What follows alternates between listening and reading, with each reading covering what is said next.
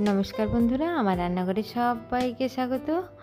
পটলের অনেক রকম রেসিপি খেয়েছেন, পটলের এই রেসিপি একবার বানিয়ে দেখুন, নিমেষে এক থালা ভাত শেষ হয়ে যাবে। তো চলুন দেখে নেওয়া যাক আমি কিভাবে পটলের এই রেসিপি বানিয়ে নিচ্ছি। এখানে কড়াই সরষের তেল দিয়ে দিলাম। আমি আগেই পটলগুলো ধুয়ে নুন হলুদ মাখিয়ে রেখে দিয়েছি। চালগুলো অল্প অল্প করে ছাড়িয়ে দিয়েছিলাম। কড়াই দিয়ে দিলাম সরষের তেল। এখানে খুব কম তেলের ব্যবহার করেছি। তেলটা খুব ভালোভাবে গরম হয়ে যাবার পর পটলগুলো এর মধ্যে দিয়ে দিলাম। পটলগুলো ছালগুলো আমি অল্প অল্প করে রেখে দিয়েছি। পটলগুলো গোটা গোটাই রেখেছি, মাঝখান দিয়ে একটু করে ফুটো করে দিয়েছি কাঁটা চামচে করে। পটলগুলো এর মধ্যে দিয়ে দিলাম।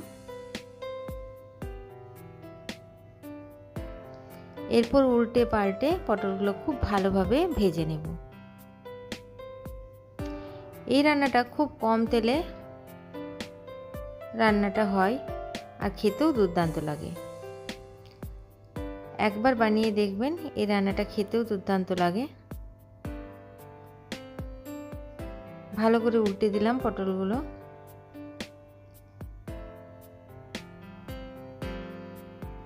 গ্যাসের আঁচটা আমি কম করে রাখবো, মিডিয়ামের থেকেও একটু কম রাখবো।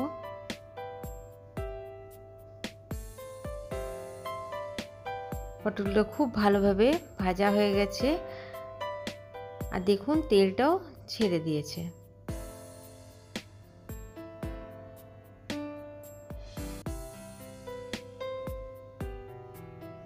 এরপর দিয়ে দেব এর মধ্যে কেটে ধুয়ে রাখা একটা লম্বা লম্বা করে আলু। আলুটা আমি লম্বা লম্বা পাতলা পাতলা করে নিয়েছি। আলুটাও এর সাথে ভেজে নেব।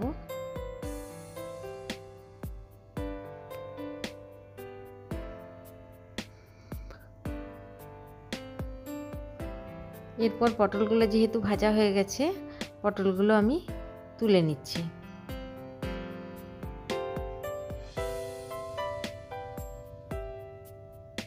পটলগুলো তুলে নিলে ওই তেলের মধ্যে আলুগুলো খুব ভালোভাবে ভাজা হয়ে যাবে।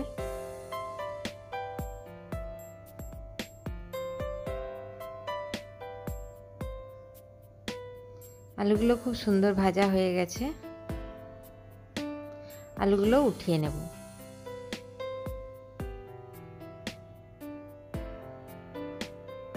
এরপর ওই তেলের মধ্যে আরেকটু তেল দিয়ে দিলাম। দিয়ে দিলাম হাফ চামচ গোটা জিরে। আর এখানে আমি জিরে, আদা আর শুকনো লঙ্কা বেটে নিয়েছি।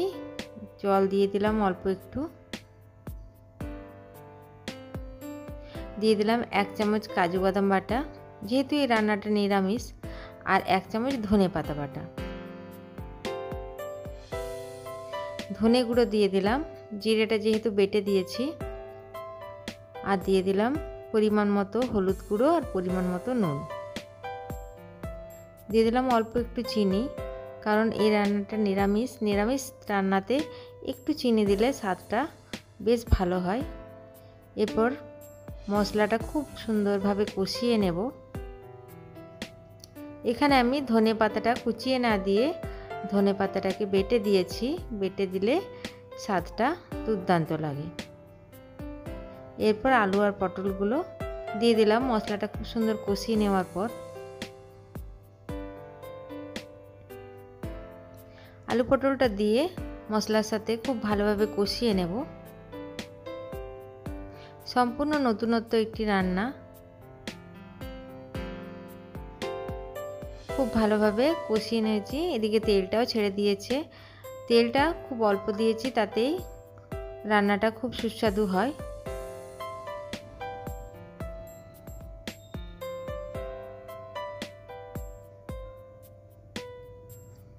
বেশ কিছুক্ষণ ধরে কষিয়ে নিলাম।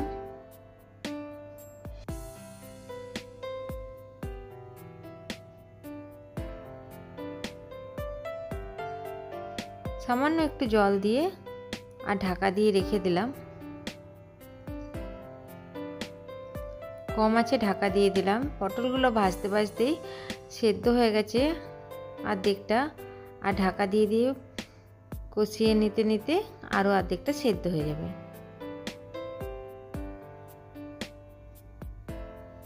পটলগুলো এখনও ভালো করে সেদ্ধ হয়নি, আরেকবার ঢাকা দিয়ে রেখে দেব।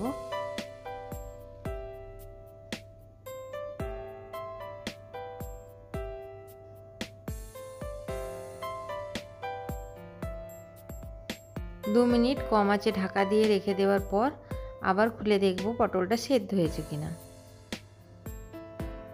পটল আর আলু সেদ্ধ হয়ে গেছে। এরপর নাড়াচাড়া করে গ্যাসের আঁচটা বন্ধ করে দেব। তৈরি হয়ে গেল দুর্দান্ত স্বাদের পটলের একটি রেসিপি। আমার এই পটলের রেসিপি আপনাদের যদি ভালো লাগে তো আমার চ্যানেলটিকে সাবস্ক্রাইব করার জন্য অনুরোধ রইল, সঙ্গে একটি লাইক করে দেবেন। ভিডিওটি দেখার জন্য সবাইকে অসংখ্য ধন্যবাদ। এরপর গরম গরম ভাতের সাথে এটা পরিবেশন করুন।